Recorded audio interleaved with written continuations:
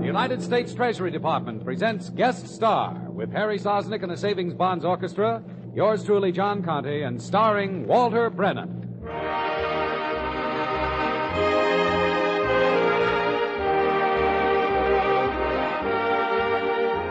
How do you do, ladies and gentlemen? This is John Conte, your host for Guest Star, a transcribed feature for savings bonds, presented by this station as a public service. May it be a reminder that thrift provides the sure route to financial security. Insure your future through the regular purchase of United States savings bonds, through the payroll savings plan where you work, or the bond-a-month plan where you bank. And now Harry Sosnick and the Savings Bonds Orchestra open the show with Mr. Sosnick's arrangement of George Gershwin's Liza.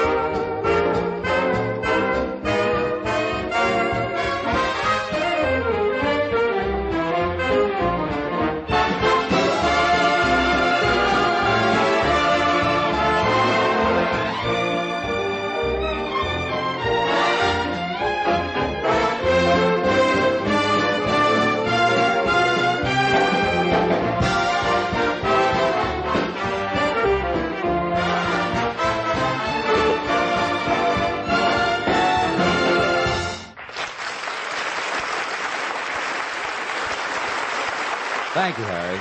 And now for our famous star, the beloved character actor of motion pictures, Walter Brennan. He appears in an original sketch titled Old-Fashioned Len.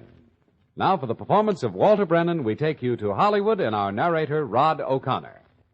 Len Purdy's general store at the crossroads looked old-fashioned beside the long, shiny blue sedan that was pulling up in front. It looked positively antique to the well-dressed man who got out of the car and entered the store. Yes, sir? Something I can do for you? You bet there is. You can call the sheriff. That is, if you have a sheriff in this backwoods country. Well, we are backwoodsy, but we got a sheriff. Got a phone, too. What's the trouble? I've been robbed. I stopped at Walnut Junction for lunch, and while I was eating, somebody stole a camera out of my car. Is that so? Well, sit down there by that pot-bellied stove. It may take me a little while to get through on the party line.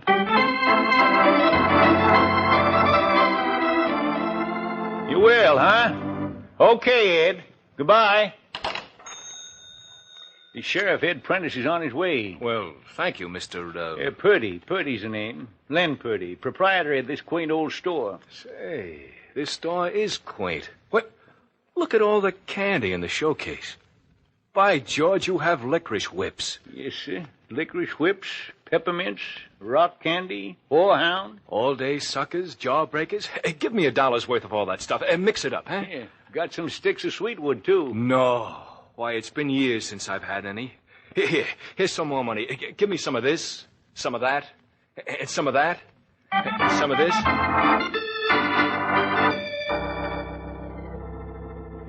Well, there you are, mister. Enough candy and memories to last you for a month of Sundays. That's my ring, excuse me. General store. Oh, hello, Minnie. You did, huh? I thought you would. Yeah. Yeah? Well, now, can you beat that? Sure, he's right here. I'll tell him. Bye. Mister, that was Minnie Adams. Yes. She listened in on the party line and heard what I told the sheriff. Her sister Alice works in a restaurant at Walnut Junction. Tall girl, pleasant like, with red hair. Why, yes, she waited on me. Well, Alice says you left that camera in the restaurant. I did? Oh, yes, I remember now. Of course I did. Yeah, well, she's keeping it there for you. Well, I'll drive right back. I'm sorry I caused you all this trouble. Oh, that's all right, mister. Sheriff won't mind coming out, and as for me, I can't complain. I sold $7 worth of candy.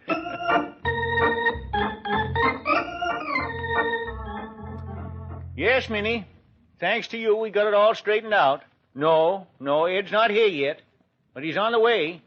Any minute now, he'll be chugging up in that old jalopy of his.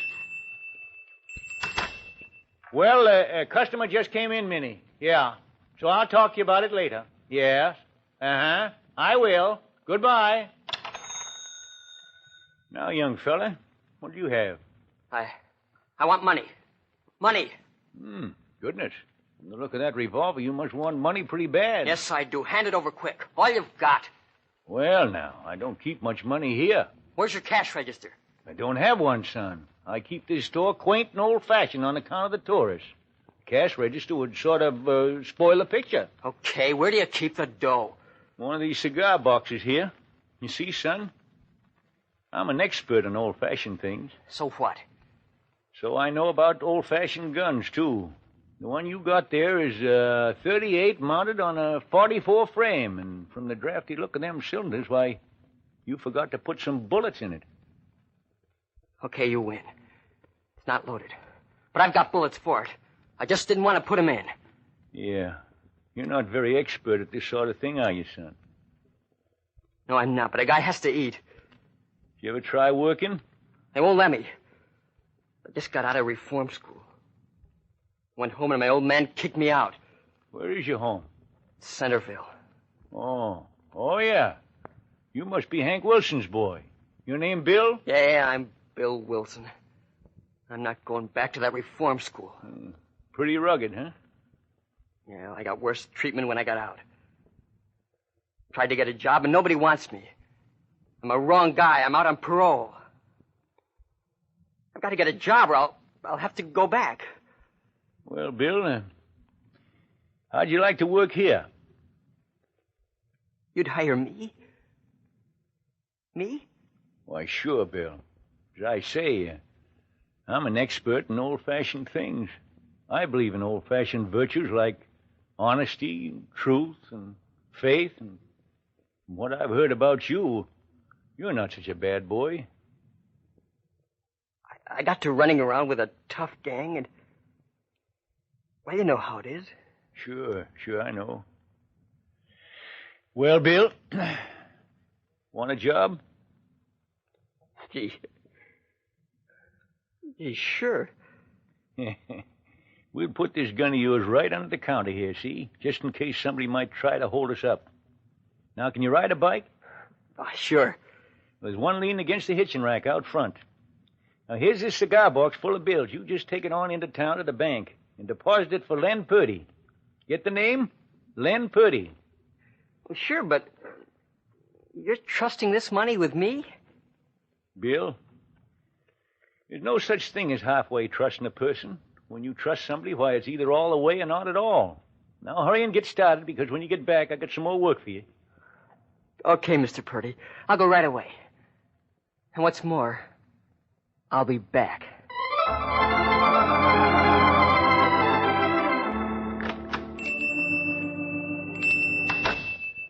Well, hello, Ed. Howdy, Len. What's the trouble here? No trouble at all now, Ed. The fella found his camera. He just mislaid it. Oh, and I'm glad I didn't pick up that fellow who overtook. What fellow was that? A young kid on a bicycle. Kids sometimes swipe cameras, you know. Yeah, no. Which way was this kid headed? He was a-coming this way. Well, I better get back to town. Len, these buggy whips you have here always give me a laugh. Sell about a dozen a week, Ed. Tourists buy 'em for a joke. You know, Ed, I've found it pays to be old-fashioned. And it pays in more ways than one.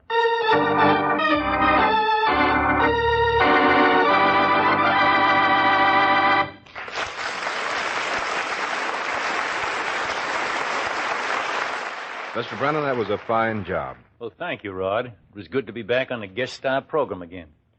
You see, this program promotes old-fashioned habit of thrift, a habit which was practiced by our fathers and our grandfathers, and which I hope will be practiced by the children of the future. And this program, promoting savings bonds, does double duty in that direction. It not only encourages people to save, but also urges them to invest their savings wisely in one of the soundest investments in the world. Well, then I take it you're a bond buyer, too, are you, Walter? I certainly am. And I urge everyone within the sound of my voice to see to it that part of his income is invested regularly in Uncle Sam's special 4-for-3 bargain savings bonds. Friends, that's a good tip. Take Walter Brennan's advice and join the payroll savings plan where you work. Or if you're self-employed, take advantage of your bank's free service, the bond-a-month plan. Under either of these plans, you are not only investing in your own future, you are becoming a partner in the greatest democracy on the face of the earth. I couldn't have said it better myself. And now, Rod, if you don't mind, I'm going to run along. So long, everybody. Goodbye, Walter Brennan, and thanks for being with us. Thank you, Walter Brennan. Maestro Harry Sosnick and the Savings Bonds Orchestra ring down the curtain with Midnight in Paris.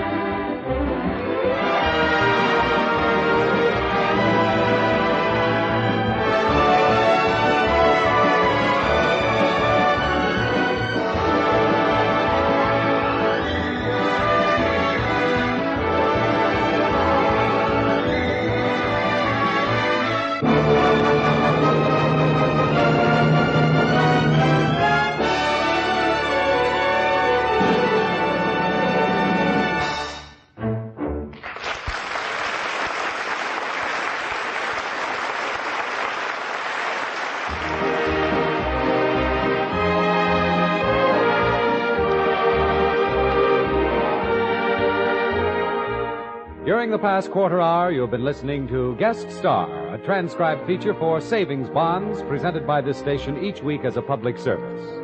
May I express our thanks to our star, Mr. Walter Brennan, for a fine performance.